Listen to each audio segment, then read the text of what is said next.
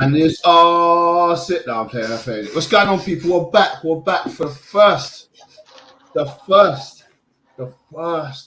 preview show from the weekend, and we've got a lot to talk about today. Jordan will be back in the building soon, just sorting out a few technical difficulties. But let's start with the boys, man. Jeff, what are you telling me, my guy?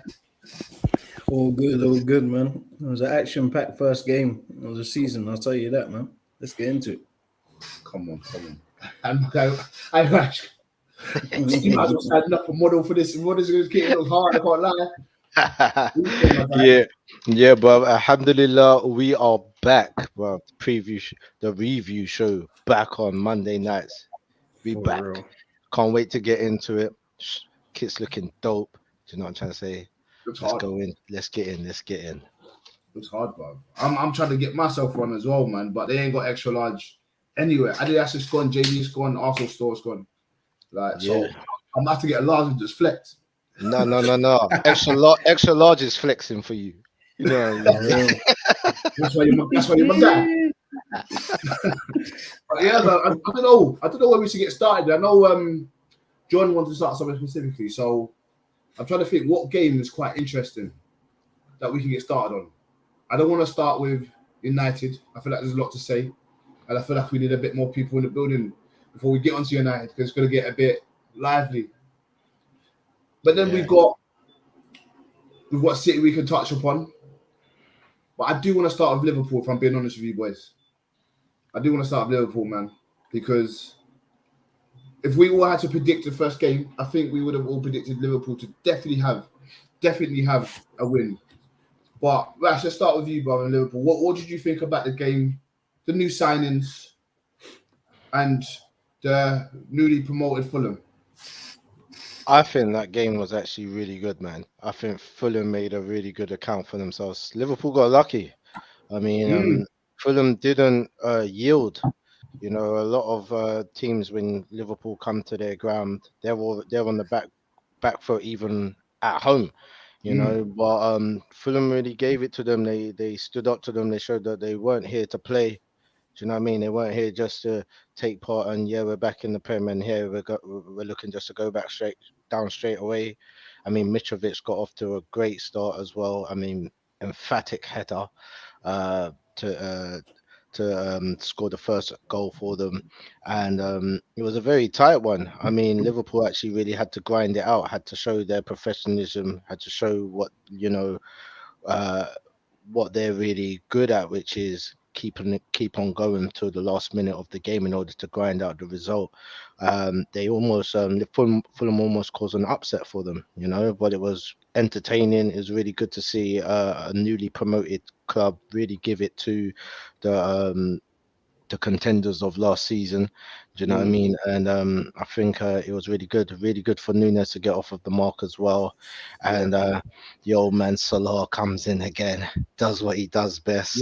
We're expecting it. Come on. Do you know what I'm trying to say? So yeah, man, I think it was a really good game to watch. Very entertaining from the word go. That's what I like to hear. That's what I like to hear. I mean, I do want to touch on two comments that just come through, obviously, quickly. Again, John will be in the building very soon. Surely. So bear with us. Obviously, yes, people, smash the like. You know, it's going to be a big one today. We've got a lot to get through. There's a number of you in the building already. I'd love to see it. Big up, man. Jeez. My guy. I'm not being funny, but I'm scored against Trent. No, I'm playing. But then again,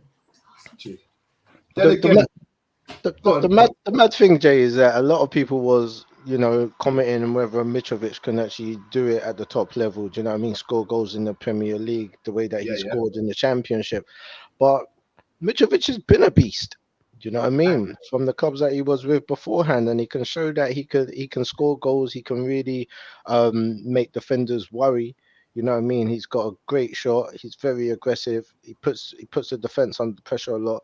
I mean, I think he's already proven that he can be a striker in the Premier League. But I think it's just really good that he's coming off of a good season last season. Do you know what I mean? It's just whether he can keep up that play. I mean, Golden Boot is a bit too far, especially when we got the likes of Haaland and Nunez and Harry Kane, who's a regular Golden Boot taker. Do you know what I mean? But it was a great start for him. No, big facts, big facts. I mean, just before I pass to Jeff, this is my boy DJ. He was out of the stag. We watched the Arsenal game on the 5th. And after this, this is what he said to me. Arsenal to win the league, 1 down, 37 to go. But before we get into all of that, he's still drunk off of the stagger. See, let's not talk about Arsenal right now, bro, because it's gonna get hot in there, bro. Let's Jeff, man. What's your take on the game, man? Because I know you're big. I think you put Liverpool to finish second, if I'm not mistaken. I'm not sure what you said about Fulham, but what was your take on the game? How did you find it? I didn't actually watch the game fully, so like, I caught parts. But from what I caught, Fulham gave a good account of themselves, man. It's just that first game kind of settled the nerves early on. Mitrovic scoring does wonders for the confidence, because although I agree with Rash, he's always been. Listen, his wife has moving like Scott McTominay. I hate do me a favor. And he says, smash the likes. Everyone in the chat. Yes, I see you guys coming in. Smash the likes, man. All right. So, that's funny, man. But yeah, so like Mitrovic, I agree with Rash. He's always been a beast, but he's never really been consistent, like in the Prem. It's always flashes. So like his last time in the Prem, he had a horror show last time. He even lost his place, like 10 games in.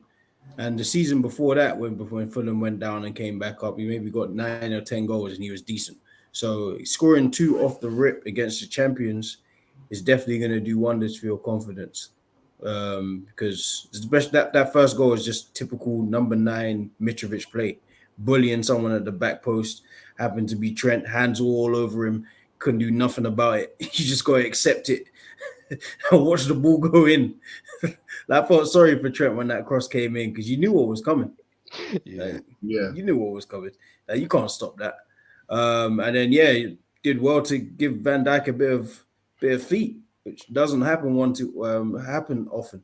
Van Dijk gets done maybe once every 20 games.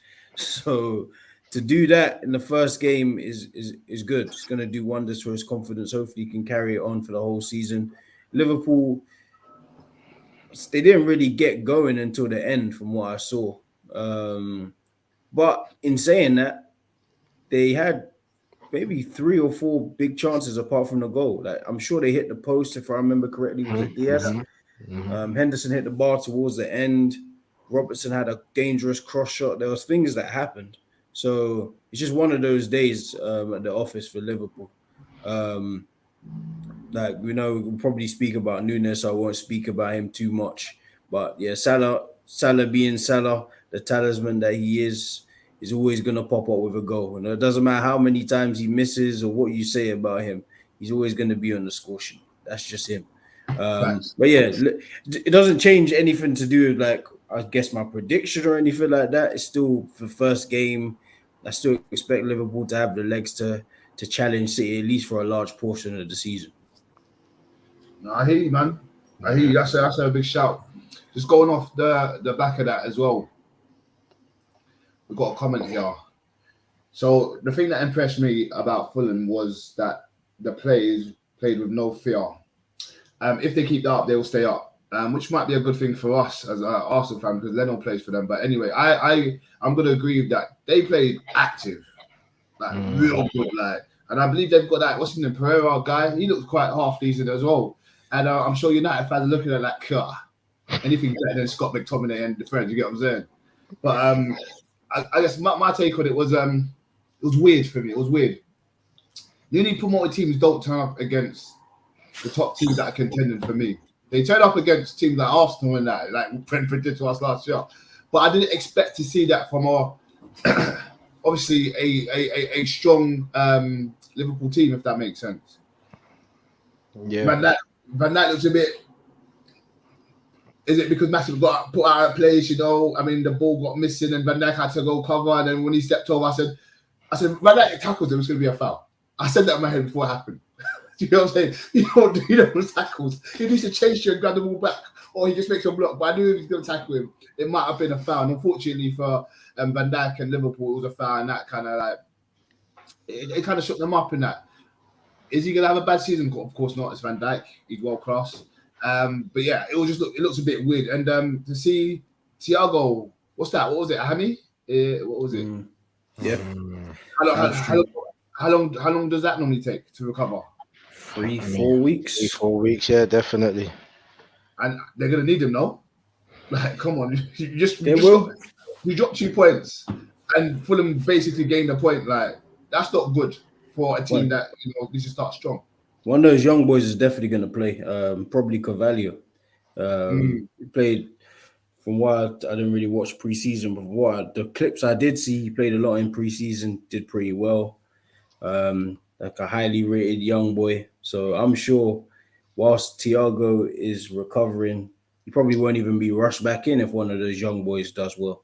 Probably just sit on the bench for a little while. Elliot as well. Elliott's around. Yeah. He came on for Thiago. Oh, he came on for Thiago, did he? Yeah, of course. And he looks good as well. Both good players. Very, very good players. So, yeah. The mad thing is that when we done our predictions, I mean, it never got aired because obviously we had a certain amount of time on TikTok to show our predictions. But I actually put Fulham as probably one of the ones to go back down this season in typical fashion, But look, if they can keep up that sort of tempo and that tenacity in games, they've got a good shout of breaking that little thing that they usually have where they go up and they go down, and they're quite a yo-yo club in regards to coming up from the Championship and going into the Premier, and they always go back down again. I mean, if they can keep that sort of pressure up, they've got a good chance to maintaining their spot in the Prem for next season. Yeah, and just going off that, man, that's actually good. I did hear on Sky Sports about how Fulham was one of the teams that comes up and goes back down, and it's been a big, not just Fulham, you had Norwich, you have other teams, but the percentage has gone up by a lot apparently. I can't remember, I'll find out the percentage, I'm trying to Google it now, but a big percentage of teams that get promoted and go back down, and that's an issue because that's not competitive football. We don't want to see guys come up, like we want to see like Nottingham Forest come up and stay up and just do a madness kind of thing. That makes football interesting, not the first 3 teams that get promoted, you're just going to go down. That's what everyone's predicting because it's happened so much in the last 10 years. Yeah, I mean, but look, we remember Palace used to be that yo-yo club, and they managed to cement their spot as a Premiership team from now on. I mean, Bournemouth really looked good at the weekend as well. They came up and they showed that they've got a good structure. They've got a good a plan when they come onto the pitch and they stick by it. The manager, I think it's Parker, isn't it? Is the manager? Parker, Scott Parker, isn't it? Parker, yeah. He seems to have got them into a well-established machine that works for them. Do you know what I mean? And obviously, it was against a Villa that wasn't really good. They didn't really turn up. But even it was good. It's just good to see the teams that come up on the opening day show a good account of themselves, show a little bit of strength, show that they got some structure. They've got a philosophy that's working for them that they've brought up from the Championship, and it's coming into the Premier League, and it's really good to see them contending against the bigger clubs. It's really good. Yeah, I would agree. Did you guys catch? So let's talk. We might as well stick on the quick take on promoted teams. Bournemouth and Aston Villa 2-0 to Bournemouth. That was a bit crazy. I mean, I had a prediction, and it went Bournemouth winning. I'll tell you that for free. I mean, what was your boys' takes on that? Well, Bournemouth did well. First of all, not going to take anything away from their performance. They just outworked Villa, but Villa are struggling, man. Villa and Stevie G are struggling. Struggling towards the end of the season. It's just like synergy. Like they made a lot of signings before Gerrard got there, when he got there, and in the summer they've made signings.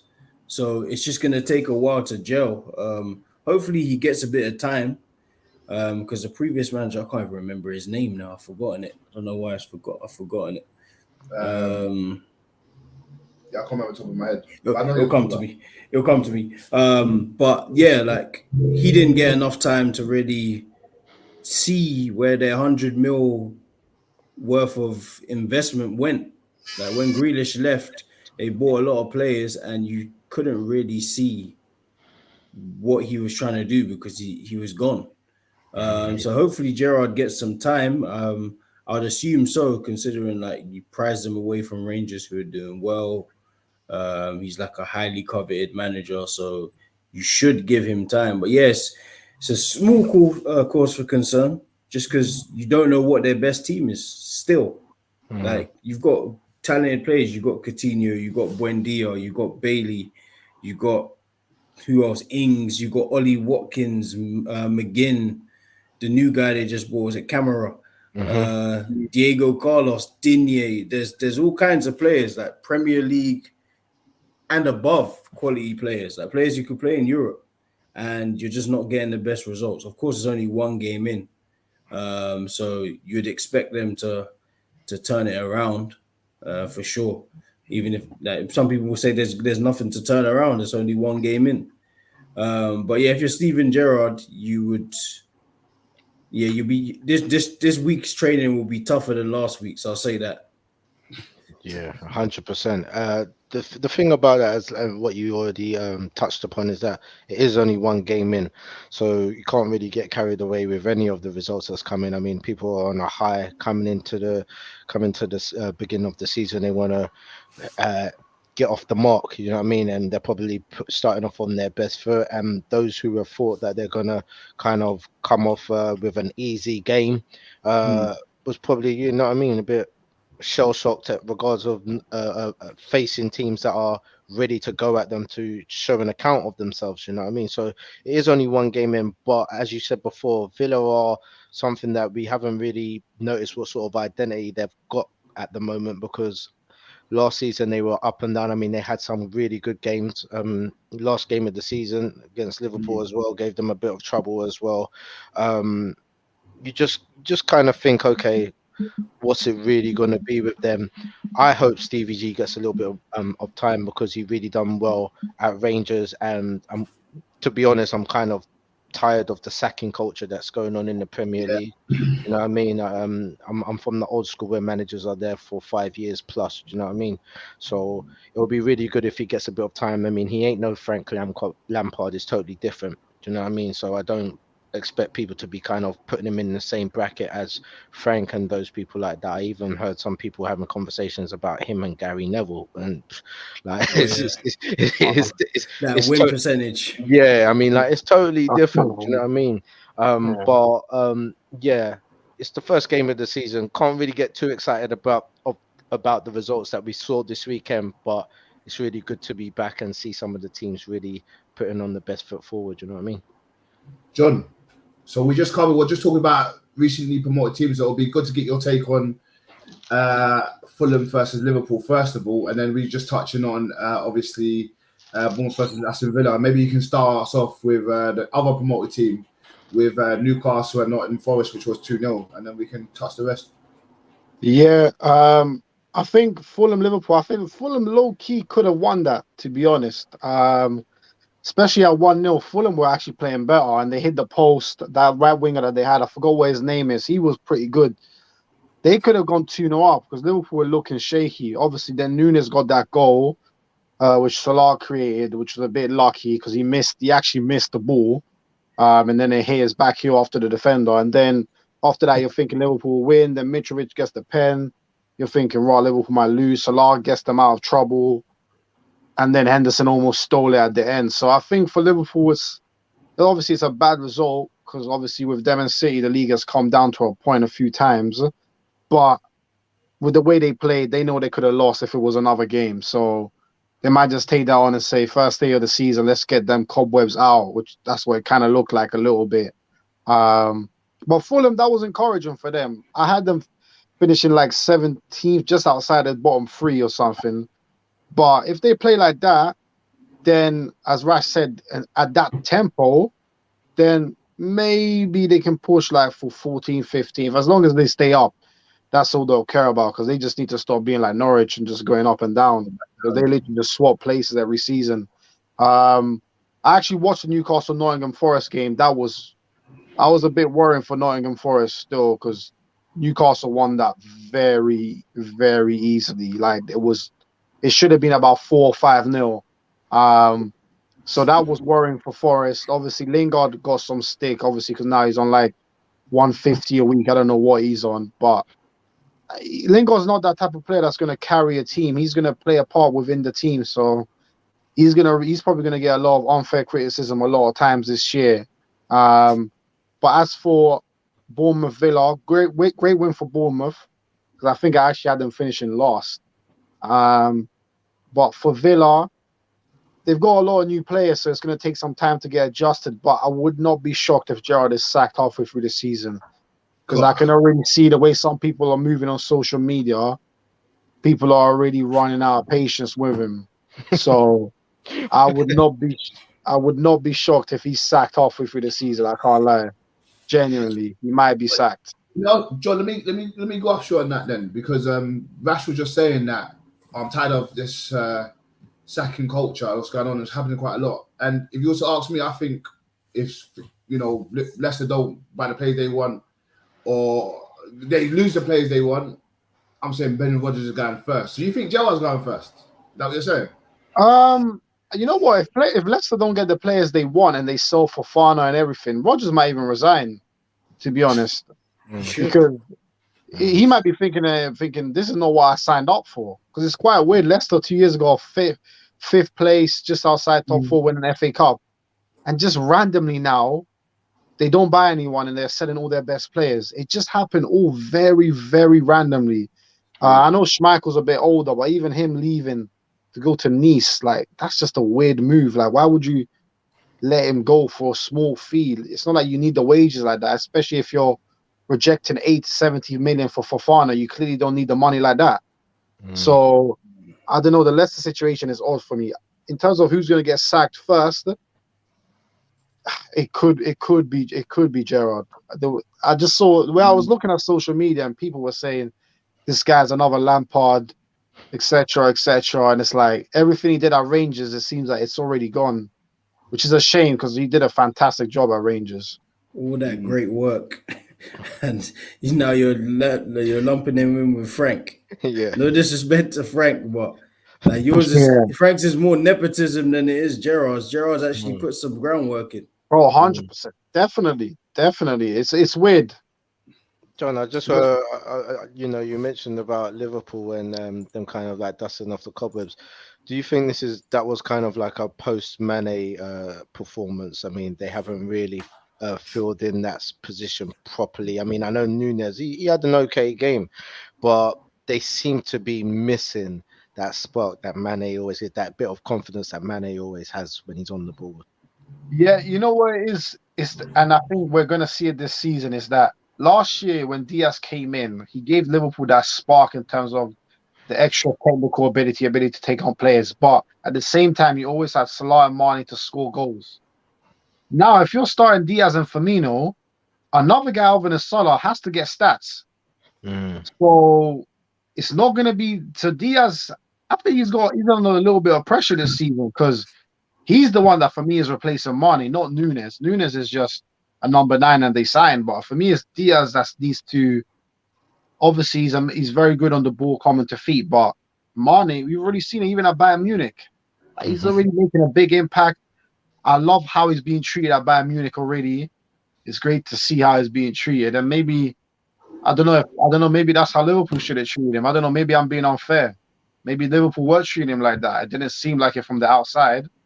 But Salah seems like the only one you can bank on right now in terms of productiveness, in terms of goals and assists, which, if we're being honest, that's more the type of team Liverpool are rather than more the fancy stuff coming to feet, etc. They're more about, that's why they actually played better when Nunez came on. He was a bit mad. Don't get me wrong. His touch is a bit crazy, but they look more dangerous when he came on. So that's why I think that Mane one, it can't be forgotten that he's gone, because I feel like it's going to come back. You can't just replace Mane just like that. What's up with Bobby though, man? I mean, he hasn't really been the Bobby of the past for a little while now. Confidence. He's not getting starts. He play. I'm not gonna lie to you. He plays shit. in my opinion. Like, he could have done a lot better, but he wasn't. They weren't utilizing him. Maybe they weren't utilizing him, or he just wasn't active enough. That's my opinion. Do you think that kind of false nine thing is just played out now? Liverpool, yeah. I don't think so. I think he's just when the ratings he got, it was really for like 15, 16 months where he played out of his skin. Was he really ever that level? He's always been contributed more though. No, he's always been a very good player, like always. But like the level in which we're still holding him at is where a level where you were playing at almost an unsustainable level. Like you were just doing it for a long period of time, which weren't really making sense.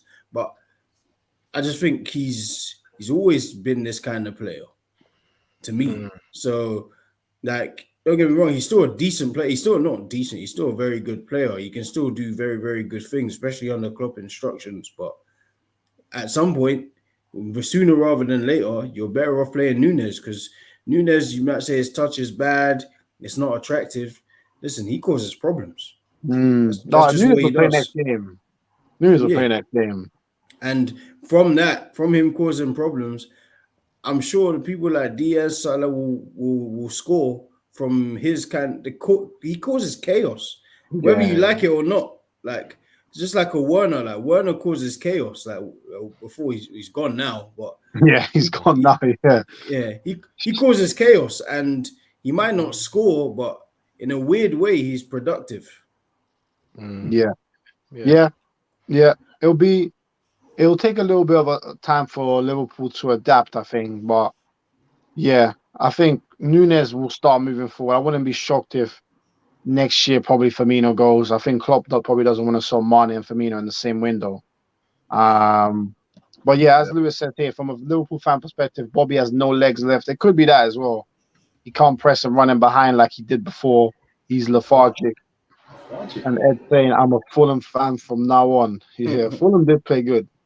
But I think we're obviously going to talk about Haaland, but I think we have to talk about, I'm assuming the main story of the weekend is Man United.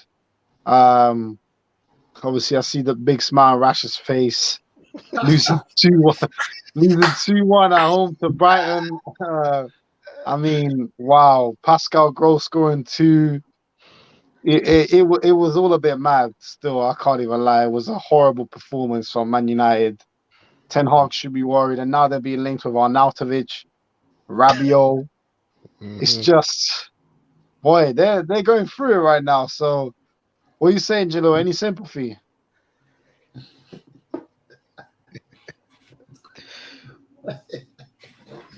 Sympathy.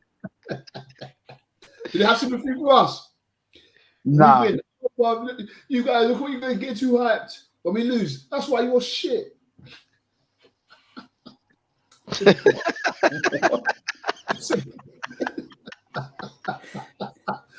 Mate, look, we said this a long time ago. It's going to take you a while. You still got McTominay and Fred playing together. Hey, and you guys think, we're going to be better. I want better than you if it's higher than you. Make it make sense, man. This is the car, man. I don't want to go too ham, but anyway, listen. United were poor, unfortunately. I'll start with a positive.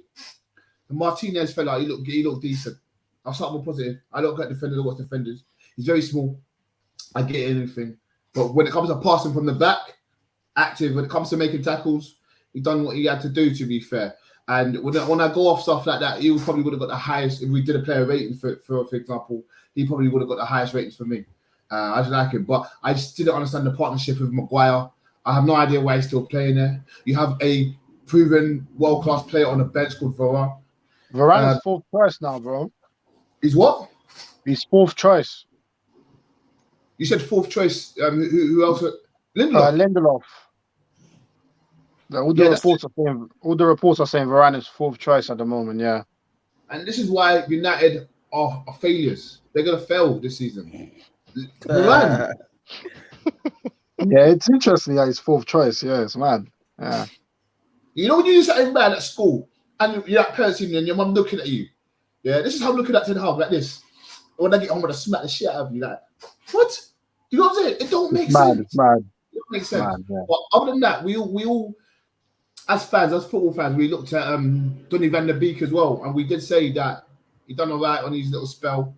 He should be playing in that midfield, but he looks like he's a bit more attacking. I don't know if he grasps the ball from the defense and does the business. So it's all a bit weird, and I now fully understand that Bruno's not a possession playing midfielder or attacking midfielder. He doesn't like possession based, and that's what Ten Hag does. It's funny. Everyone's passing the ball and doing the business. Yeah. He gets the ball and it's gone. So that's why I'm quite confused. If you want to do that, play him as a false 9. So he's the last end product, if that makes sense. You got to play it in, or he takes a shot. He ain't dead. You know, I'm not going to be one of those haters. He ain't dead. But he doesn't work in the system Ten Hag's trying to do. If you're saying Ronaldo don't work, he definitely don't work. Let's be real. Now, other than that, man, Brighton, let me touch on Brighton quickly. Yeah, Brighton, man, they just continuing how they left off last season. Lost a very good, two good players in my opinion. The left back, Cucurella, and also Bazuma. For me, two quality players. I would have taken them both. I think most of us would, but they still looked the part. Welbeck leading the line. I thought he was done out here. Yeah, he was good. He caused a lot of trouble. Good. Very good. He was very good. He's always been like that, though. He's got them legs, man. He just keeps running, and he's always going to cause trouble. He does. I mean, he's not what you call a class player, but he's a player. When you see that, what he had to do, he's a player. Do you get what I'm saying? And man, 2 good goals, getting them in early, and United didn't really know what to do, and United was so shit. You know, Brighton said, "Let me score 1 for you." Do you know what I mean? And got them on goal and that. So it is what it is, man. They seem to think a new manager is going to turn the table straight away. It will take a bit of time, man. And with him, I give him 3 to 5 years before they start to see progress. Yeah. They laughed at us. They laughed and pointed and giggled when we said progress. Look at us. I'm done, mate. I'm done. Yeah, we're back to the 3 to 5 years. It's mad, Rash, because I was looking at Ten Hag yesterday and towards the final whistle, and I looked at a man that realized, shit, this is serious. Like, this is a proper job I have on here, and there's so many things wrong with the side. Even Martinez, I thought he was decent at times, but if we're being honest, he should have given away a clear pen. That was madness on Welbeck, what he did there. That was a clear pen. A couple of times he lost Welbeck as well, like with his runs. So, and then Eriksen trying and force 9, that was weird. Rashford wasn't much better than he was last year, for being honest. It was kind of more the same. Fred as the deep line playmaker doesn't even make sense. It's just crazy. McTominay going forward was mad. I don't know what went well yesterday, to be honest. I generally don't know what went well. Like, I don't know. Enlighten me, Rash. What went good for United yesterday? Don't ask me the hard questions, all right? what I'm going to say is this, is that when professional managers come in and they give an assessment of a squad, you got to believe them. Yeah, Mourinho told us what was going on at United, and no one believed them. They just said it's typical Mourinho. Ralph came and said, yo, this is what's going on in United. And they give him the boot. Look, you better get out of here. Do you know what I'm trying to say? And now Hog's here with his face and his interviews. He's angry, he's vexed. He doesn't want to talk about nothing too much because he's seeing the reality of what people tried to warn him about beforehand. He thought he could bring the Ajax style of football and introduce it into Manchester United here in the Premier League immediately. But he didn't realize that he was up against players that some of them don't deserve to be in the team, and some of them, in reality, it's like they don't want to play. They just want to get paid at the moment. Do you know what I mean? And this is what it seems like, the type of energy that I'm seeing when I see Manchester United on the pitch. I mean, got to give the props to Potter because he is a tactician. He goes up against any club and he gives every club a hard task. And as he's shown many times before, if you're lacking in any way, shape, or form, Brighton will take you. You know what I'm trying to say? I think the movement from Danny Welbeck, was amazing. That guy it's like he's back. And you know what? He loves playing against Manchester United because he always puts in good performances against Even United. As well. yeah, even for Arsenal. Even for Arsenal, do you know what I'm trying Yeah, to say? It's like he's got a vendetta against them. You know what I yeah, mean? And his movement off the ball and to run between the lines. I mean, he put that back line under pressure from the word go. Do you know what I mean? And I think that was a really good performance from Danny Rose. A shame he didn't get that penalty because it was a blatant one. blatant.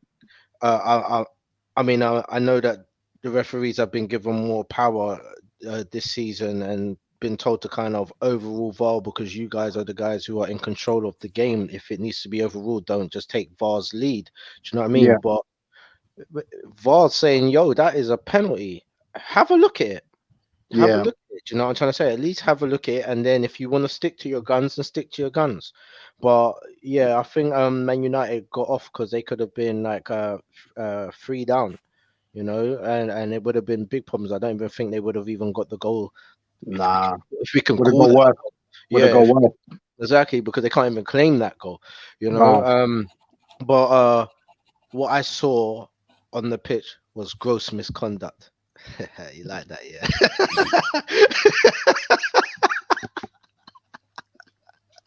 Yeah. Hey, that caught me by surprise. That Oh was my good stuff. Alright. That was good stuff. He showed them, and like how you letting Gross show you, I don't know, but they let Gross Yeah, show them up. You know what I'm trying to yeah, say? And he bagged 2 against them, so well done to him. But United, I mean, that is just a disgusting performance. You yeah. It was know, bad, man. from back to front. I mean, look, Van der Beek on the bench, and to me, he is a better active midfielder than McFred. Do you know what I'm trying to say? Those guys are clowns in the center of the park. Yeah. Because they were in the center of the park, there was just no control for them. Yeah. Yeah, They didn't know whether they should go forward or whether they should sit back, whether they should hold, whether they should play in tackles. I mean, the passing was abysmal. Yeah. Um, I don't know what they see in McTominay. Do you know what I'm trying to say? The boy's stealing the living at Man United. I mean, Fred, he has his moments where you think, okay, you're an all right player. But Man United quality, no, they got bumped when nah. they bought him, and for the price that they bought him for as well, it just hasn't added up. He hasn't shown that he's worth 55 M's. he hasn't shown that he's worth even 25 M's at the moment. Do you know what I'm trying to say? I mean, there was about 4 Brighton players that look much better than him. Do you know what I mean, in that midfield? And I guess that's the whole of the Brighton midfield. So, you know, Yeah. Rashford. What has happened? I've told you guys about Rashford. Yeah, the boy's peaked. finished, bro. He's finished, man. He's I finished. haven't seen Rashford have a good game for 2 He's seasons. not finished. He's not finished. He's not 2 finished. seasons. Tell them, Rash, please, man. Listen, 2 seasons. the little people who are saying Rashford is not finished is like people in a relationship where their missus has cheated on them 5 times and says, "I'm sorry, it won't happen again." Yeah, and they say, She might stop. She might stop though. it was just a phase. You know what I'm trying to say? Like, I'm telling you, that boy is finished. He can't revive his career at Manchester United. Yeah, he needs to go somewhere else and revive it. I mean, I'm talking like Palace levels. He needs to go. Yeah, because he needs to be around a bunch of them. Yeah, who are still hungry. Yeah, who still got a bit of that raw playing in the park type of football style of play, who are enjoying their football. Do you know what I mean? And they show it when they're on the pitch. He needs to get back to that because I think there's too much pressure on him at Manchester United around too many big names. They're expecting him to be the Rashford of the first season and the next one that he came in at the beginning, and he can't reach those heights again. Yeah, and I think it's just he's got too much burden on his shoulders. He's caring a lot about these kids. You know what I'm trying to say? He's making sure that they're fed, but at the moment he ain't making sure that the goal is fed with the ball from himself. Do you know what I'm trying to say? The boy needs to concentrate on what his primary role is, which is to beat defenders and get off the shot that is on target. I don't think United had a shot on target. Did they have a shot on target all game? I don't think they had a shot on target. Did they? No, Isn't it when Rashford missed the tap in? Yeah, that was actually offside, but it would have counted because he It was would have actually counted because onside. Ronaldo was actually on. Yeah, but Yeah, so yeah, they had shots on target. Meaningful, no, but they had shots on target. What yeah, I'm Ericsson saying, had a pot shot from like 30 yards, but man, nothing meaningful. it's very woeful over there at Old Trafford right now. Do you know what I'm trying to say? Starting Ronaldo on the bench, like why? Like what are you trying to prove? Yeah, he's your top scorer from last season. You want to start off with your strongest squad. You're the new manager. You want to make sure that you get off to a strong start. Show that everyone else in the top six that you are here to compete as well. You're a strong force to be reckoned with. And what do? You put your top player, your business on the bench because as we've discussed already, Ronaldo In the is a business. business within himself. He has his own fan base. You know what I'm trying to say? You can't do those sort of things and think that you're going to get a good result. I saw Varane and Ronaldo cracking joke on the bench. Yeah, It was remnants of Sanchez and Ozil back in yeah, the day on the bench at Arsenal, saying, "Look at these shit guys, save yeah, my life." Do you know what I'm trying to say? yeah, So like, um, I saw Shaw get dealt with on down the line one too many times as well.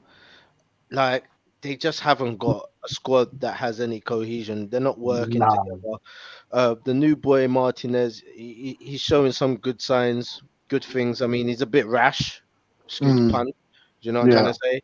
But he comes with that raw aggression because he wants to do well. He's just come to the squad and Fernandez, I've been telling you guys for a while. That boy is finished, boy. Yeah, that boy is overrated. Yeah, Jeff, I know you like him. I don't care. Yeah, that boy is Bro, finished, you bro. don't need to bring me into your opinion. You have your one. Bro, me in. That boy is over. I'm telling you. hey, Yeah, peak, but yeah, look, I can't say anything more about that performance from Manchester United except for it was just extremely woeful, and yeah, I'm worried about them because now they're making random signings and you know what I mean, going in for Rabiot and okay, that got that was a quick deal. Yeah, that oh, was a that was quick mad deal. loud. I've got Jalil, window. they're taking liberties on your ends, but violating the front of the yard and everything. Yeah, but but yeah, I mean, like that was a quick deal that they done for Rabiot. But Rabiot, I mean, I like him. I like him when he plays for France. Do you know what I'm trying to say? I think he's quite productive, but no one was screaming Rabiot. I want Nobody. Rabiot in my squad. Do you know what I'm trying to say? And um, you're going for an Arvich, and I like him, but he's like 33 years old. Yeah, but that's what you do every year, man. A 30-plus-year-old striker, it seems like. Ah man, what's going on with De Sad. Jong? What's going on with De Jong? The men are Well, I doing just say he's everything right going to come. Chelsea, bro. I hope he goes Chelsea. That'll be too funny. That'll I'll be be too joking. funny. That'll be too funny. But yeah, Um, that's me done. I don't want to kill yeah, them guys man. anymore. Yeah, I mean, yeah, you just literally murdered Man United live, to be honest, because that was Yeah. pretty savage. But fair, I mean, I think Jeff won't be able to disagree with anything you said. Let me read out some of the comments first. Hey, people still in the building, so make sure every single one of you has smashed the likes, as we always say, they really help us out. Big up YO in the building. Good to see you, my guy. Say Man United will finish 7th. I'm not mad at that, to be honest. I'm not mad at it. Gross misconduct for sure. We had a Luke Shaw at the end. Fair enough, man like Lewis. Big up Duncan in the building saying United are an average team that has 2 good players. The rest are average or best and get protected because they are English. United played well in preseason because there is no pressure. Very true. In preseason, they were also going up against reserve teams. I mean, but they got gassed, unfortunately. United going off to finish 6th. Jalil was saying, fair enough. Jalil saying 6th. Lewis saying Wagwan with Kennington, talking about Sancho. Maybe I'll ask Jeff Kennington. about Oh my god. yeah. While breaking news, Danny Welbeck has been arrested on suspicion of GBH. Winners at Old Trafford stay, and Mr. Welbeck has last seen pushing around Martinez and emptying his pockets. It's a cruel world. Rashford at Everton, they need a striker. God, poor Rashford. Everton, that's sad state. Rashford is throwing up gym pics and talking about I've had a preseason and I'm excited. and all that rubbish, and then he goes and plays like a slightly hench Dan James. Yeah, you see, this is why you have to worry when you see football players in the summers showing gym pics when they should really be showing you training pics of them practicing the basic fundamentals of the game. The disrespect, the disrespect here was him saying slightly hedge.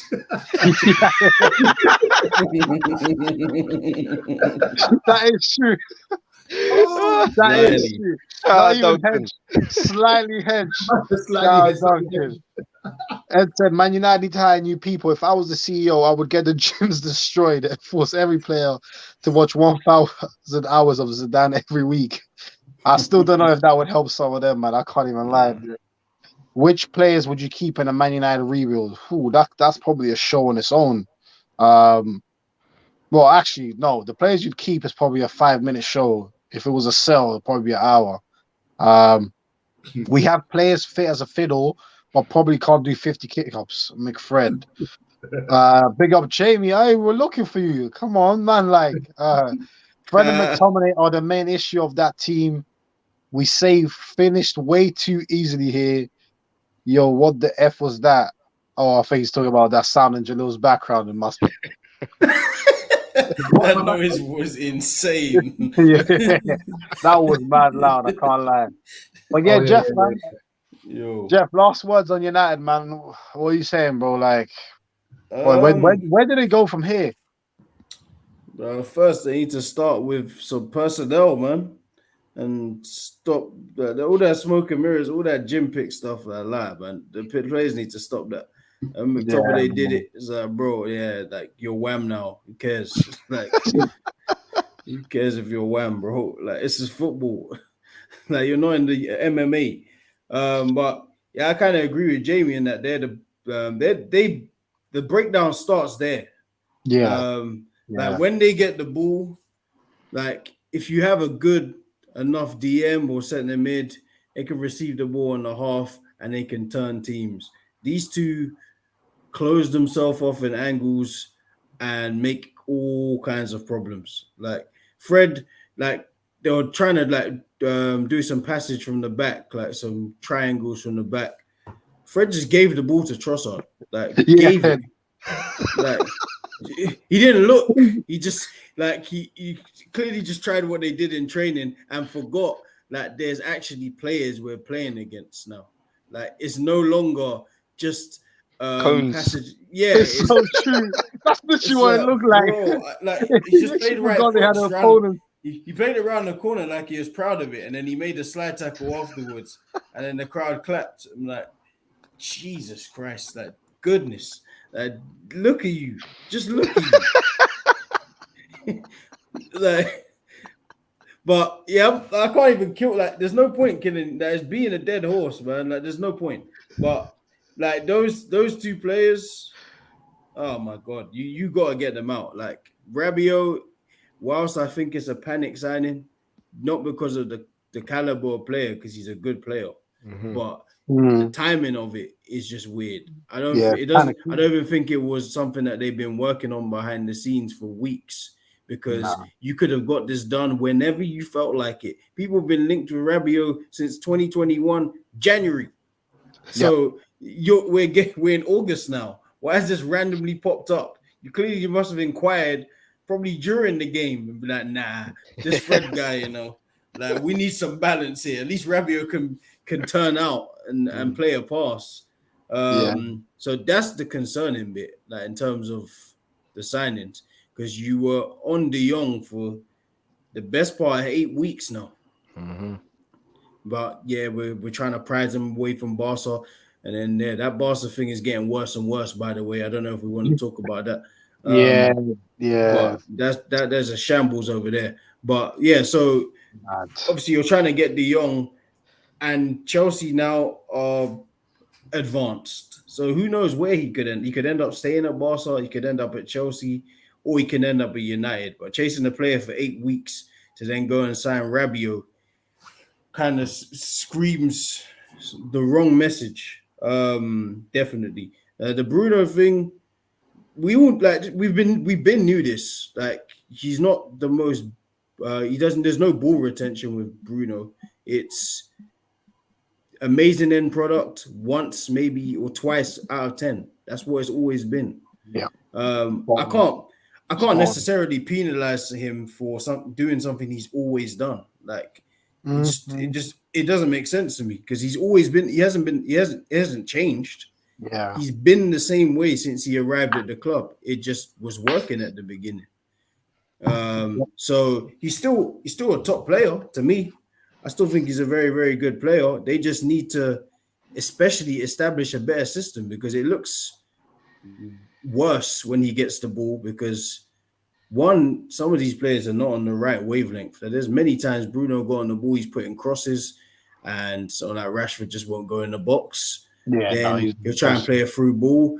The player would stop. You're just looking at what is going on over here. Like, this is bad. Like, Eriksen looked like the best player on that pitch. Yeah. And that's saying something. Yeah. Like, don't get me wrong, Eriksen is a proven Prem player. Has been for best part of 10 years on and off. But he shouldn't come from Bournemouth and look like the best player of the Man United team. He just shouldn't. Yeah. Like, I'm going to run. Sancho tried, but again, it just doesn't look like you're on the right wavelength with people. You need like-minded people, and you just don't have it. And I agree with Jamie. It all starts from that midfield. And if we also want to talk about like the Martinez on the ball looks very, very good. Very good. Like, comfortable. Like, as many times where someone else would be under pressure and he's very comfortable. He just turns out and plays it where he needs to play it. But off the ball, it wasn't the best. I'd say he's got a lot to work on. That penalty, he's going to have to cut that out soon. You can't run in and challenge someone like that in the Prem. Because it's one of those ones where it's definitely a clear pen, but we know VAR already in it. Like, VAR supports the ref decision most of the time, unless it's like sheer violence. But if it was given a pen, they weren't overturning it. Nope. So that was a stonewaller, to be honest. Stone. It was a stonewall pen. You raced in and you just knocked someone over, like, literally. But I'll say that, like, because him and Maguire had problems with Welbeck off the ball, and you're going to face better players than Danny Welbeck off the ball. That's the concern. Not even necessarily that game. And I say that Maguire as well, like, just simple things. So United would have the ball. Maybe it might be in the air. Instead of just a nice cushioned header down into midfield or to a right back, he just heads it back in the air. Yeah. Just thinking, bro, like, you didn't read any of the slander you got, right? You just didn't read it. Like, you didn't see nothing. You're just going to continue doing the same things. So, yeah, if Varane is fourth choice, he should quickly be out of fourth choice and start because Maguire can't continue back there. He just can't. But just look, quickly, I mean, look, with the addition of Rabiot, and I'm assuming that it's probably going to be Rabiot, Eriksen, and Van der Beek probably looking to be their main stars, but they're all quite forward players. You know what I mean? None of them are really defensive minded as well. So have United just done an old school Wenger with a panic buy? And that's totally what it is. No, it's 100% a panic buy. Whether it can work, panic buys can work though. Like, that's the thing. Yeah, like, it's not always panic buys. Are, like, even you just put it this way: Arsenal bought Arteta. That was a panic buy. Yeah, it was. It worked though. Like, for the time period, it worked. So Rabiot is still a proven French international. He's still a very good player. He can still do. He's 3 times better than Fred on the ball. But will he give them what they need? Because their problem is holding in that midfield, a breakdown of attacking play from the midfield onwards. Do you know what I'm trying to say? Like, do you think Man United have answered any of their problems with that? No. Like, it's just something that to add. Like, it would be a nice to have if you'd sorted out the base. You still haven't sorted out the base though. That's why it's definitely a panic buy. Whether can he be good there? Yes, but you should have had someone other than De Jong on your radar. Like there should be Neves. I know Neves' price would have been higher, but it's still lower than De Jong's. Neves would have been 40 last year. It might be in 60 this year, but Neves is again a proven Prem player, and he's listen, man.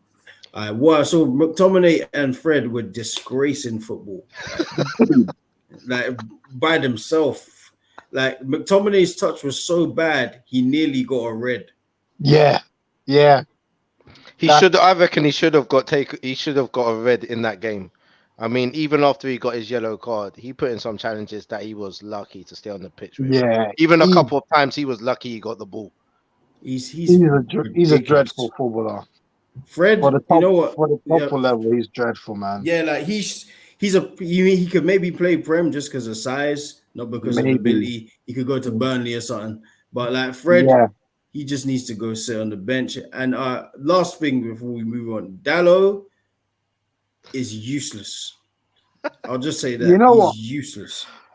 I saw him do two good things. By accident. He didn't mean to do those. It may have been by accident. But that boy is useless. Now, you know what? Yeah, all right. We dissed Wan-Bissaka, and rightfully so, on the ball. Yeah. Listen, Dalot isn't much better. I'll say that. Like he's meant to be like the better attacking fullback. Listen, there was maybe 7 or 8 times where they'd worked a good little passage of play. They get it out wide. He's got space. It's him, the left back, and just a nice cross across the face, and something could happen. Every time he pulled it back, every time it got cleared comfortably. Yeah. He looked better in playing left back for 30 seconds than he did in the whole 93 minutes and playing right back. Yeah, it's mad though. I think that makes sense. I think that's the thing with United. I think I don't know how managers don't see it, but we can see where they're lacking and what works and what doesn't. If we was to do a keep and sell video for United, I think the majority of them would leave 100%, especially 100%. Just Bruno will have to go. That's not their kind of player in terms of what Ten Hag wants to do. McTominay and Fred and Maguire. I mean, if we used to do a starting 11 now, I guarantee you our starting 11 we pretty much will all agree with. However, there might be some disappointments here and there. But what I'll say to this is like, I hear we're talking about midfield, we're talking about defense, but attackers had chances, man. They should put away. I mean, that Rashford one was disgusting. That Bruno one. Two. Bruno one as well, yeah. Rashford, you're right. Yes. Yeah, Rashford had 2, the left-footed one, right? Yeah. Bruno had that one on a plate to him. That should at least trouble the keeper, get a corner out of it, went to Rose. Then you can tell something's missing in there. No cohesion. Rash said it, no cohesion. The whole team. But I could pick a good team right now, and I guarantee you they'll finish higher than what they're going to finish this season. It's a good advert they put out though, man, because at the end of the day, like Ten Hag has been screaming they need someone. Maybe in a sick way, this might actually help them, because that first game, all eyes are on you, 2:00 game, and you lose 2-1 against Brighton. Maybe you'll go and get someone you actually need, because like these players aren't they ain't helping themselves. No, 100%. I'm gonna read out some of the comments, but because there's a lot that have come in. So let me just. And 9 people still in the building, so smash the likes, everybody. Please do. And obviously, do chip in into what players do you think Man United should keep, not sell, because that's too long. Keep. No, I don't know if you meant that to be that funny, but nah, I didn't. To be honest, it's just reality. It's just reality. Jamie's saying you lot laughing, hoping Chelsea get De Jong. It's just going to cement you lot's 3rd best team in London. Hey, so Fair enough. 1 game in and everyone waffling. Big up TJ Maxx saying United are shit. Big up Duncan saying feel sorry for Ericsson. Got man with a pacemaker running up and down. God damn. That's damn, man. Ed saying McTominay is a criminal. Gardner can play DM. I have seen him and he is way better than McTominay, as he can win back the ball without fouling and can pass the ball under pressure. Pretty much the basics for a centre mid. Big up Falak in the building, saying hello, gentlemen. John, Jalil, Jeff, and Rash. Big up Falak. I know you must be in pain after yesterday. Peak for you. LOL, what a joke it was, indeed. Brighton deserve a lot of credit for having a team full of 73s on FIFA and getting results.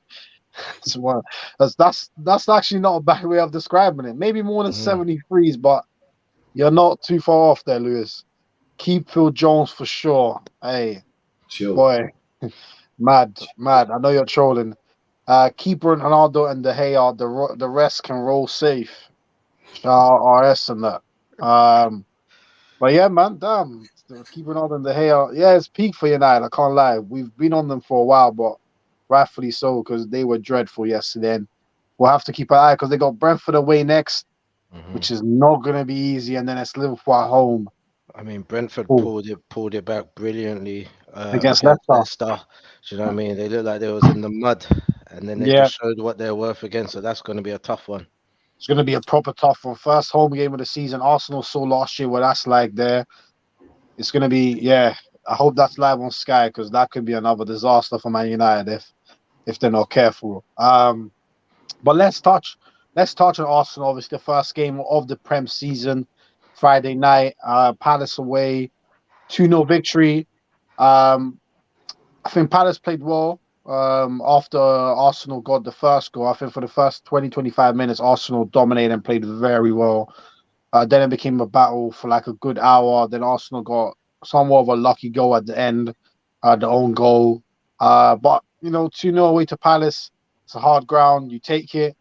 And yes, Jalil, I don't know where you want to start, but I think the only real place to start is Saliba. We've been waiting for this guy, and boy, what a performance! I like Saliba. I like him a lot. I do remember last year we were talking about we need defenders and stuff, and I remember he won a loan, and I was just kind of like. Everyone was shouting, "Oh man, get Saliba back! Get Saliba back!" I'm like, "Fuck, we getting a player that we haven't really seen play like, fuck, he's on, like he's not bugging."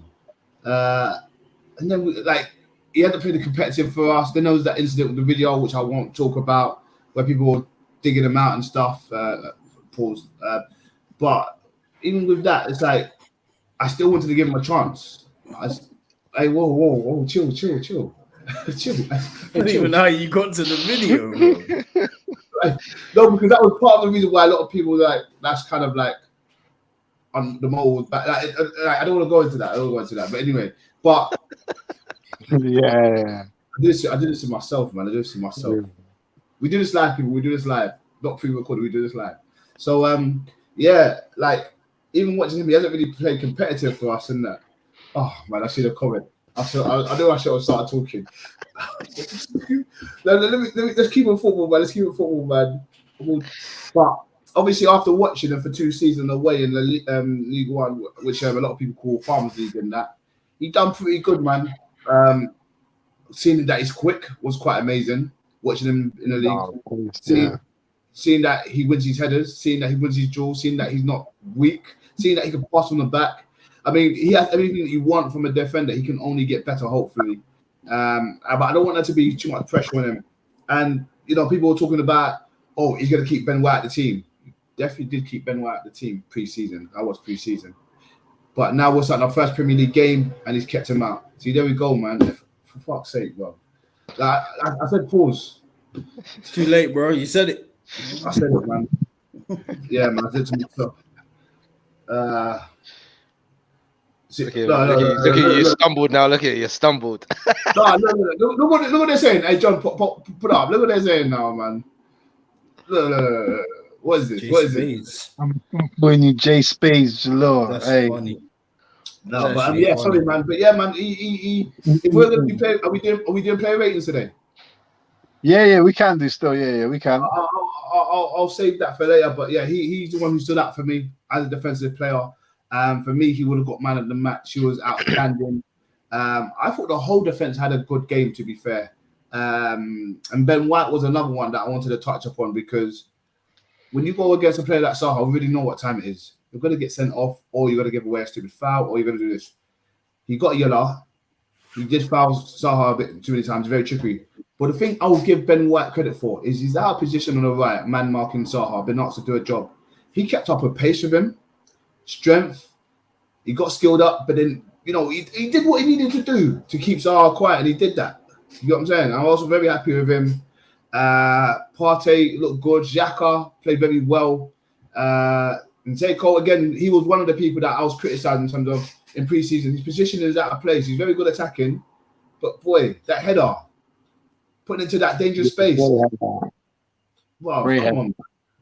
Great guy, man. Like, and even his defending, he got a bit better as well in terms of making sure he's making the right choices and just not being caught out of position. Yeah. Obviously, Jesus done the business for me. You know, he caused a lot of trouble. He could have done a bit more, in my opinion.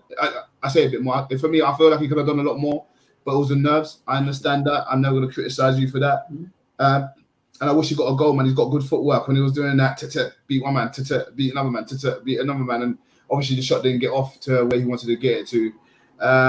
Saka done well as well. Odegaard, Martinelli. I mean, I can't really criticize them. The only thing I will say is, as you said, the first 20 minutes was good. After that, it was all Crystal Palace fact the whole game. And that was our issue in pre-season. Our first half was good. Then we made subs and it just went poor. But even with that 20 minutes, we did okay, but it was more Palace, and I saw that from the stats as well. But visually, I think we all saw that as well. But yeah, great game from the boys. Really impressed myself, and hopefully we can just go on from here. Yeah, no, definitely well said. And just following up on that, Rash, like outside of Saliba, would you say your main takeaway from the game, as much as obviously it's great to start the season with a W, would you say Saliba was the main takeaway for you? You're on mute, bro. I don't, but you're on mute. Yeah. So I think Saliba had kind of shown us what we already knew of him. You know, he had a great season last season out on loan. I knew, and I think we all knew by the end of last season, that if he was going to come into the Arsenal, he'd actually walk into the first team. I don't think any one of us doubted that. And pre-season, what we saw from him was just a solid player that knows exactly what he is doing, and he's very professional for such a young player as well. He's very collected. He sees the game before he calls for the ball. When he goes into challenges, he likes to be the second man on the challenge. Do you know what I mean? So that if someone skips, like what happened to Ben White a few times, gets skipped around, he was always there to be the covering man. And he done a brilliant job at it. And I think he is actually probably the difference in Arsenal's back line, and really what we needed for someone to be alongside with Gabriel, because I mean, Gabriel had a really good game as well, but you wouldn't know who's the first choice out of those two. Do you understand, with how he played? And I think it was a great performance, especially for him to have his Premiership debut at home. Do you know what I mean? Against a team like Crystal Palace, who caused Arsenal lots of problems last season and caused many teams a lot of problems with their attacking four. You know, so I think he had a brilliant game. I also think there was good game. It was a good game from Zinchenko as well. You know what I'm trying to say? I think he got up and down the pitch. He was very active in the attacks as well.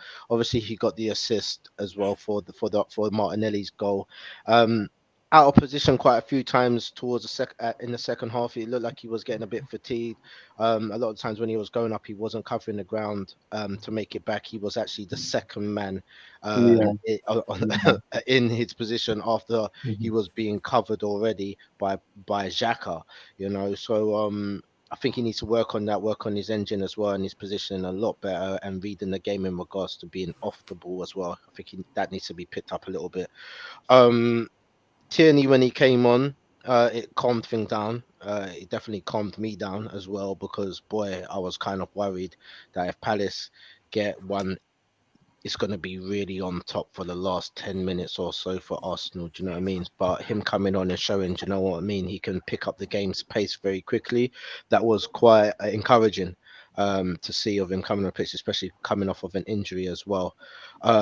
Martinelli, I think he had a really good game as well. He was very active. He caused lots of problems. You know what I mean? Every time he touched the ball going forward in the first half, he looked like he was going to cause Palace's defense real problems. And Jesus, I mean, that guy, like he's really, bruv, he's a talented brer, bruv. Like he gets Yeah, the ball, he's confident, his footwork is really good. His build up play with the rest of the team. It's like he's been there already for a whole season. It's like they read each other. I really wish that he got a goal himself because he really put in the work in order to get that. And I just think he really had a good game. Shocker for me, Shaka. I mean, he had a really good game, bruv. Like he had a really good game for me. I mean, his covering was good, and even though he got booked, and I don't think he should have got booked because I don't think it was a dive.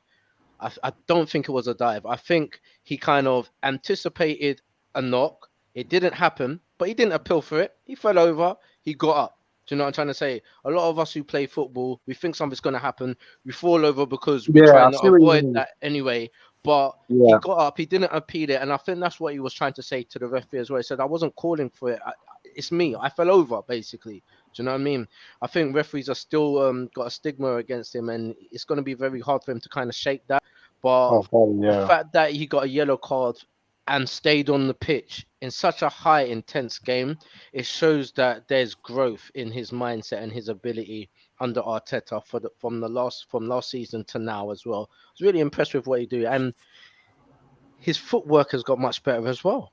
Like he can take on a couple players and play a good ball through as well, which before we wasn't really relying on him doing. Matter of fact, when the ball was at Xhaka's feet a lot of the time beforehand, I was like, play the ball, play Yeah, the get ball. rid of it. I don't want you Yeah. to be under pressure because you're just going to do a madness, turn and try to fall over and draw a foul or something stupid. But he's showing that he's got a little bit of confidence again, which is really good to see from the guy that I had no confidence in. You know, I think lackluster performances from Odegaard. I think he could have done a little bit better. I think Yeah. it wasn't his best game, but he done quite well, as well as Saka. I don't think he was as efficient as he normally is down that right hand side. Lost the ball a couple of times and made a few wrong decisions. But you know what I'm trying to say? You play him all the way to the end of the game and he pulled something out the bag like what he did. I think Ben White was under a lot of pressure. Yeah, a lot of pressure. And I think a lot of the time as well, it looked worrying for him, but he stuck to his guns and he done very well against Zaha and other players that was coming in on that side as well. It's like they kind of picked him as the weak link and they tried to go at him, but you know what? He stayed firm, pause, and he tried to do what he was doing to a good degree. And yeah, I think overall it was a good Arsenal performance. But man, Palace had them under the cosh. Like Palace they play really well. Do you know what I mean? And I Yeah, really like this Palace under Patrick Vieira. I mean, they've got this high pressing. I mean, Anderson, who didn't have a very good few opening 20 minutes, he turned it on towards the end of the first half, and he then was good, man. throughout the Good whole of the man. second half, he was whipping those balls around and Mad. controlling the midfield. It was worrying. Do you know what I'm trying to Yeah. say? And yeah, man, Palace unlucky really to not take any of their chances because they had quite a few of them. Some couple big saves from Ramsdale. But Arsenal, two things that stick in my mind about that Arsenal performance is that they showed discipline, which they haven't always had, and resilience. And that's what everyone's always been worried about them. When you're under pressure from in these sort of games, can you handle it and be able to be resilient and firm and be able to take it and also scrape out the victories that we need? And I think they showed it and they did it very well. Proud of that. That was a good game. Yeah, no, definitely. And I think it's interesting because given it was the first game of the season, all eyes on it. There's been questions about Arsenal under pressure, and I think it was a good first small step towards playing under pressure and getting used to that, which is what one of the aspects Arsenal have to get better at this season. But a win at Palace, you can't really complain, to be honest. And TJ Maxx saying, can you deep that Xhaka has never got 2 bookings in the game for Arsenal? Doesn't make any sense. Yeah, it's funny. Xhaka only gets straight reds. You don't get 2 bookings. It's a funny dynamic there. Like, can I just say something on this Shaka thing? Because Rash brought up a really good point, and I was listening to Talk Sport, and they were talking about it Eze also dived, which was further up the pitch than Xhaka was. Oh, and yeah, then, yeah. In the same play up, where? Same play, isn't it? yeah, Literally like 5 seconds before. In the box, right? In the box, tried to get a pen. Yeah, just outside the box. pen, He died. Yeah. Xhaka's one was in the opponent's second and a half. But there's a stigma to it. There is like, because we know if he does something stupid, we'll book him, and no one's gonna bat an eye. No one's gonna say anything. It's a bit unfair. And then someone else as well. They said it was someone else. I think it was Edward. Ayew. Was it Ayew? He also died as well. And not one of them got a yellow card, but he gets a Xhaka. Xhaka actually kept a clean game. So it was a bit weird to see all of that. And they were moaning to the ref. I don't get it. Yeah, there's definitely some of that with Shaq 100%. It's a case of you either give 3 yellow cards or none. But we know that it's not always going to be consistent with certain profile of players. Once you have that reputation, the referees, they're going to be harsh on you, unfortunately. And that's just the nature of the game. But he did have a good game, very disciplined. So yeah, Jeff, just before we get onto the very quick player ratings, what were your main takeaways from the game? Obviously, the lads have spoken about Saliba and how impressive he was. I was just wondering if there was anything else that stood out to you, or whether it was simply Saliba. Saliba was good. I think Martinelli stood out to me. Just in terms of that comfortability, he's less erratic. Like, he's always had the ability, but there's always been moments where it's just a bit too fast paced. Not everything needs to be 100 miles an hour. You need to know when to slow it down, when to speed it up. It's when you catch your fullback by surprise. And it seems like, which we kind of knew, or I think I knew he would, like, he would grow into a great player, and he's getting there slowly but surely. Looks like he's definitely stronger as well, and he gave Klein a lot of problems out there for the majority of that game. So yeah, he was a good standout. I think Ben White did pretty well against Zaha, considering like he has got experience at right back or full back at Brighton, because he played everywhere for Brighton.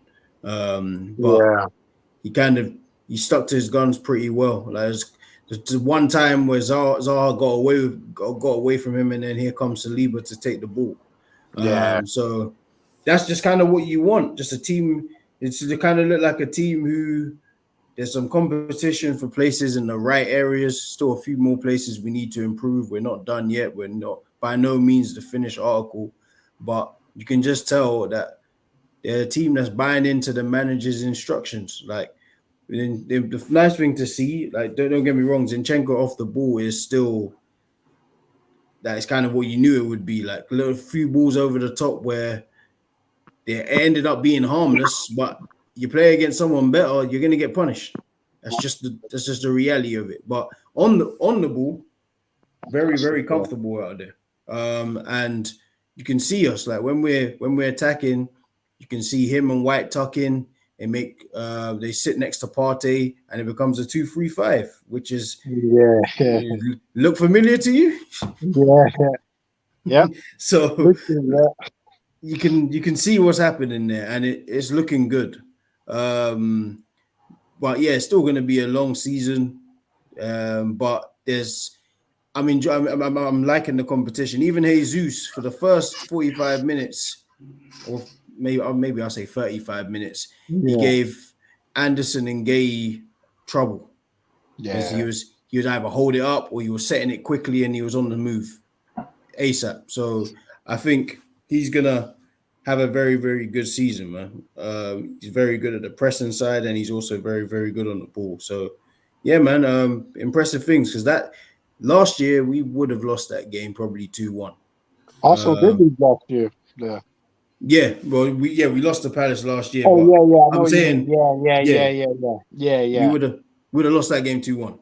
And then Ramsdale, like, the moments where they do get past your line of defense, you are a good keeper to rely on, and those were 2 big saves. Even he's getting a bit bad.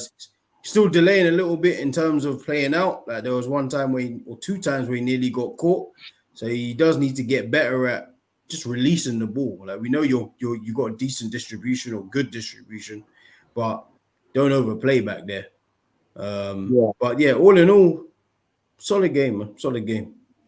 Yeah, I think well said. I think that was very well said. And I'll actually start with you in terms of the player ratings. But I just want to read this coming out from TJ Mack. Smash the likes, people. Still 6 of you in the building. What do you guys think of Odegaard's performance as captain and his performance? I think he worked hard, but wasn't the best performance, but he should improve throughout the season. My only issue with Odegaard was that he didn't shoot at all. That was my only issue with him. There was too much of wanting to do fancy, cute passing when it was unnecessary, and I think sometimes he needs to take more initiative because it's not like he can't shoot. He can. He can shoot. He's always reincarnated to me. Like they prefer the assist to the goal, man. Like that same thing. That one where Jesus put him back, man. That was a straight shot. When he got it onto his left, he should have just striked that. He tried to do the little clever flip behind. Yeah. It's fine. It worked out the weekend, but again, that was a 1-0. If Arsenal draw 1-1, you're looking back at that moment saying, yo, you need to be more decisive, especially now as he is club captain. There's more onus on you because really, when you're captain, you don't really get subbed off either, really. So, yeah. But Jeff, I'll start with you. Ramsdale, what would you give him? Give him a 7. Solid, clean sheet, 2 big saves. All in all, pretty good general game. Yeah, I'll go with a 7. Yep, 7. I think that's fair. Rash, Ben White. I think he held up his opponents quite well, man. He like Jeff said before, he stuck to his guns and he put in a performance that was better than what I thought he would have. So I'd average that at a 7 as well. Yeah, well that's fair. I think that's fair. Jalil Saliba. 10. Man of the match. Didn't do it. You can question it, but I didn't see him do anything wrong.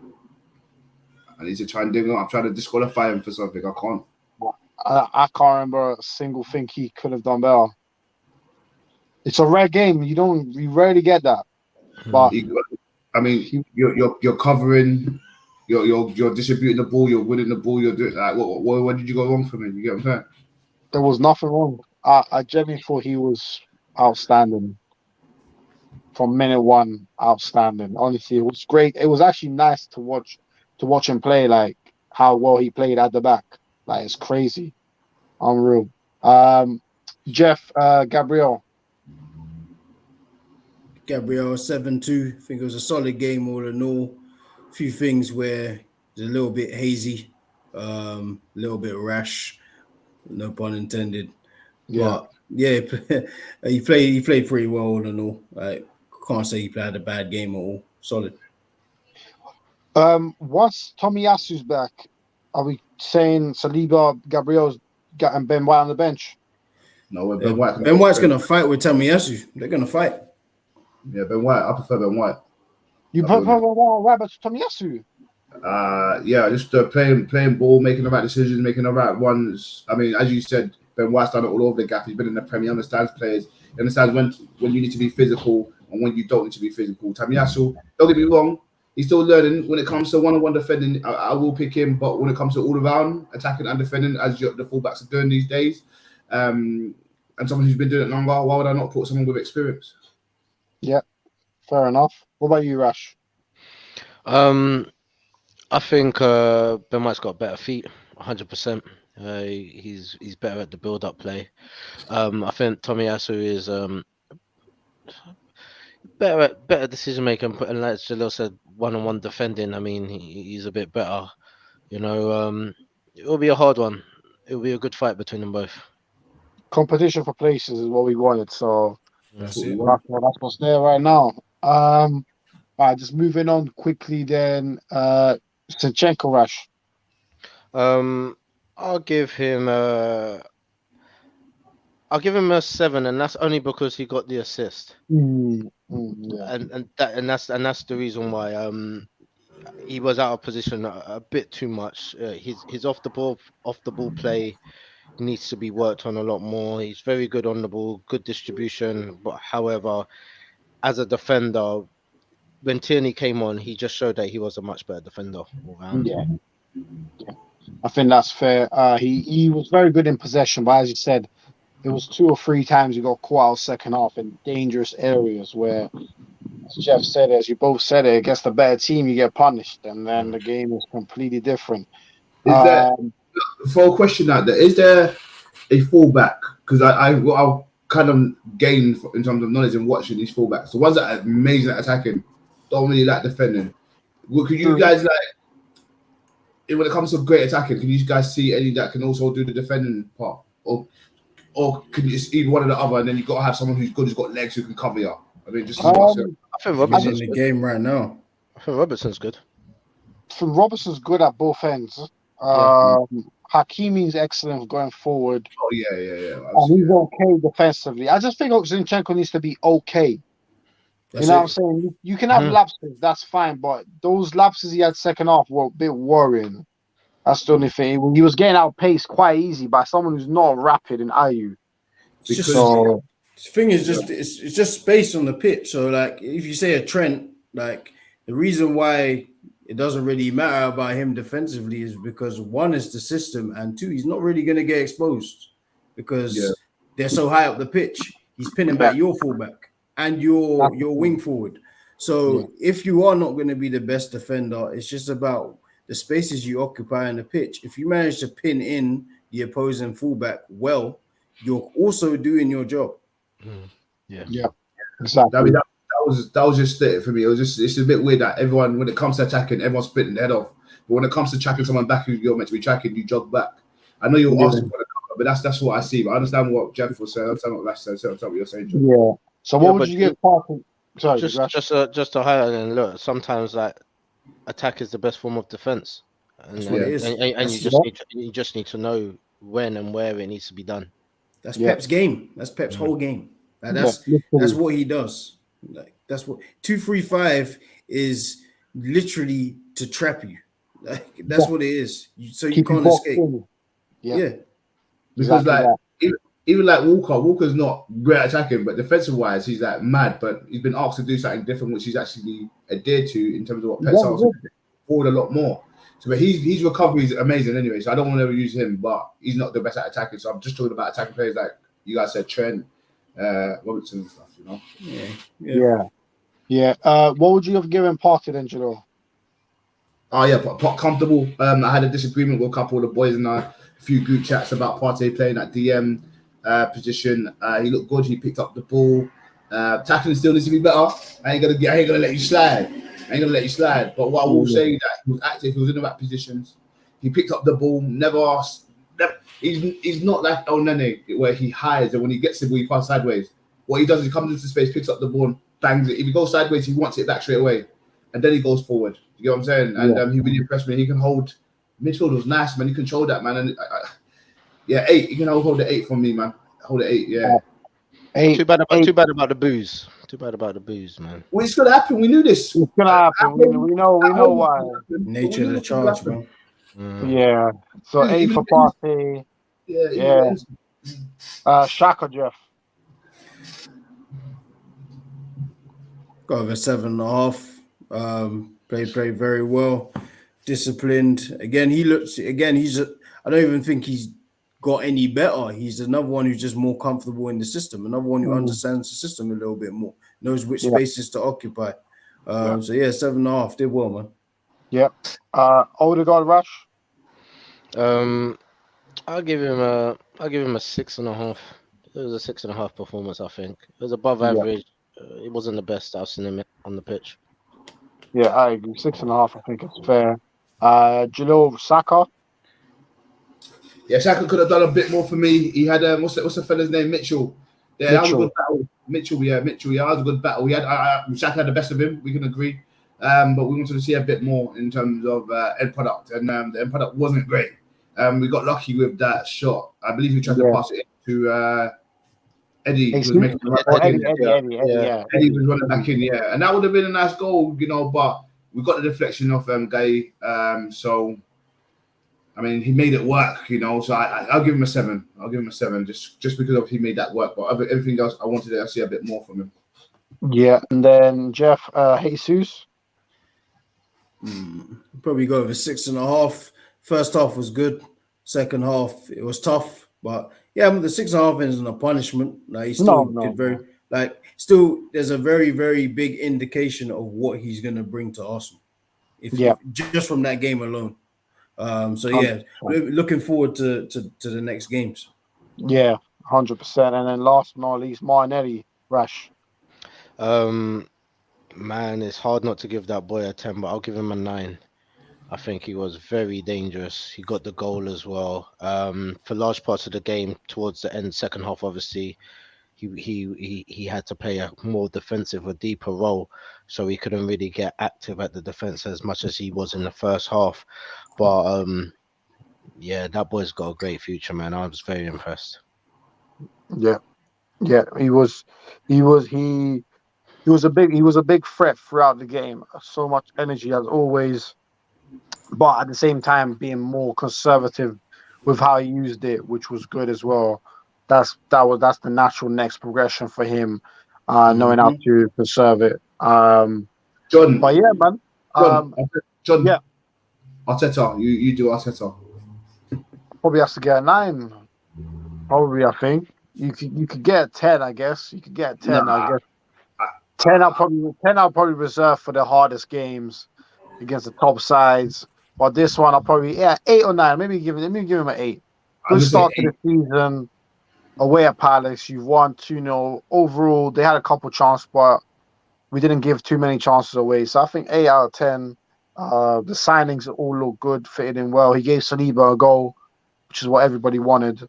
So I think an 8 is fair for Arteta. I think he just needs to keep it up because we know what the fans are like. Couple losses and it's back to Arteta out. We know what it is. Get him at my club. We know what the game is right now. But before we wrapped up, I just wanted us to talk about very, very, very quickly just Haaland, obviously 2 goals on his debut, especially a second goal, a classic Haaland goal that we've all seen before. Run into space, powerful, dynamic, great finish. What we saying about Haaland, man? What we saying about Haaland, Jado? He wants it more. He just wants it more. I think that's it. I'll just sum it up like that. You just watch when he plays the 3 balls. Gundogan gave him 1. KD gave him 1. Everybody was looking for him. Gundogan could have shot, and he was still looking for Haaland.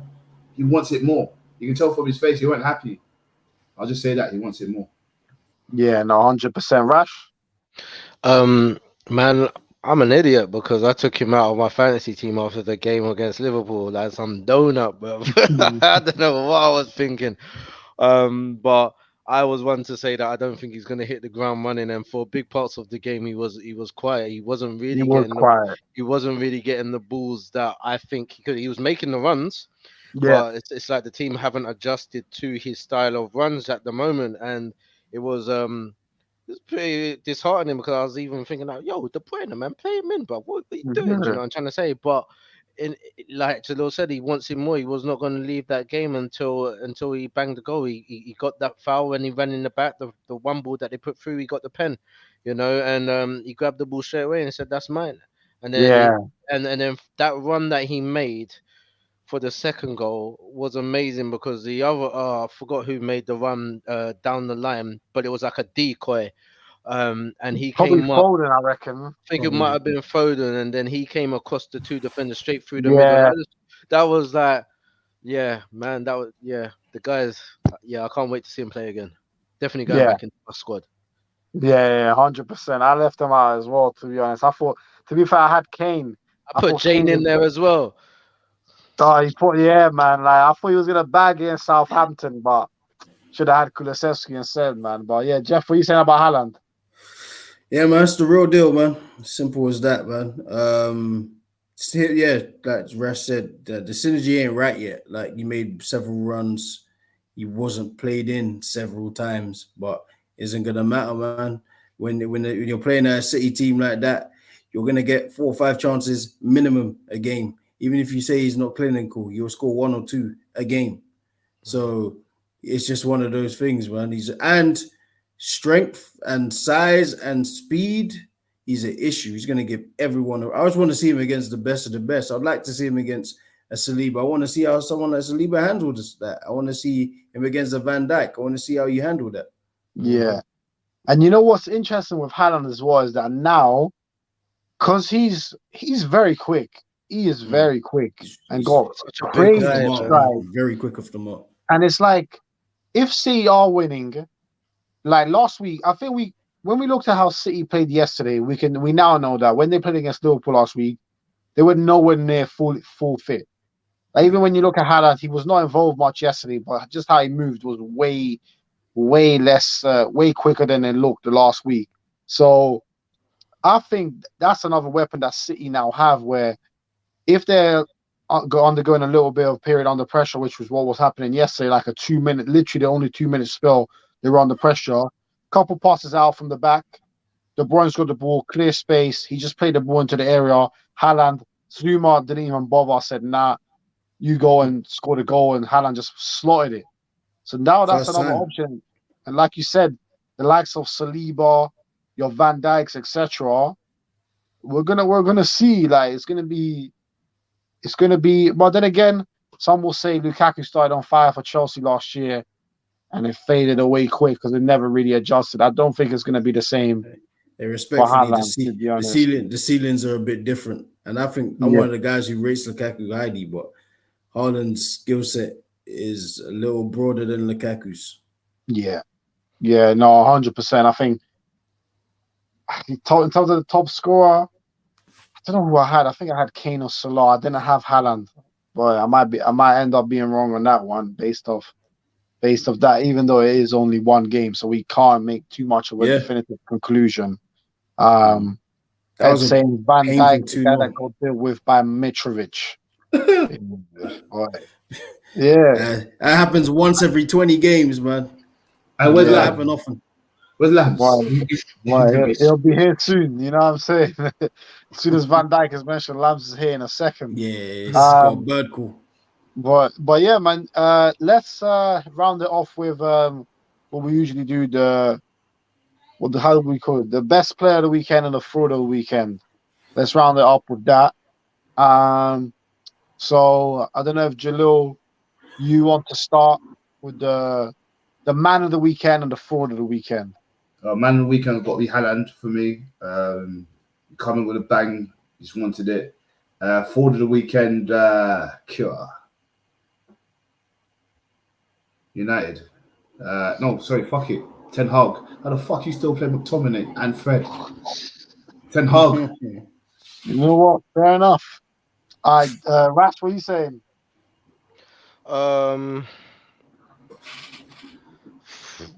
I say, look, I think men of the weekend. I'm gonna split it between three, if that's okay.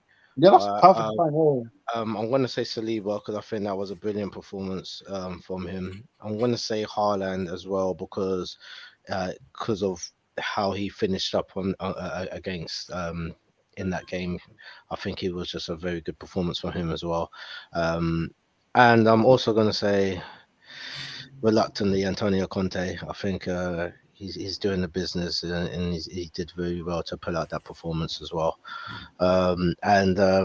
Yeah, I think fraud of the week. I think it has to go to McFred. Yeah. It's so peak that they actually combined name now. So peak. Jeff, what are you saying? Yeah, I agree with Rash, Saliba, and Haaland as the men of the weekend. Yeah, both debuts, both exceeded, no, not exceeded, but excelled in both of their roles. Fraud of the weekend. Yeah, McFred, they earned it. They were excellent. Bad. They really did their thing, man, in the middle of the pitch. They lost the ball at every given opportunity. They really didn't help anybody. Yeah, man. If this is if you want to be sold, that's the masterclass. That's the performance you turn in to your brand new manager, who is all about total football. You show him that you can't play football. Good job, boys.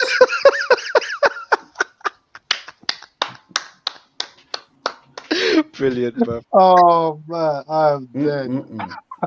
I'm dead. You know, in terms In terms of fraud of the weekend, I completely agree. It has to be McTominay and Fred, both dreadful, disgraceful performances. Um, honestly, I felt sorry for United fans. That's how bad they were. Bro, Um, disgraceful is always a funny word. yeah, like, it was disgraceful to be honest, man. Like, it was just horrible. But yeah, in terms of man of the weekend, I'm gonna do a Rash and Jeff and say more than one player as well. I'm gonna put Haaland there. I'm definitely gonna put Saliba.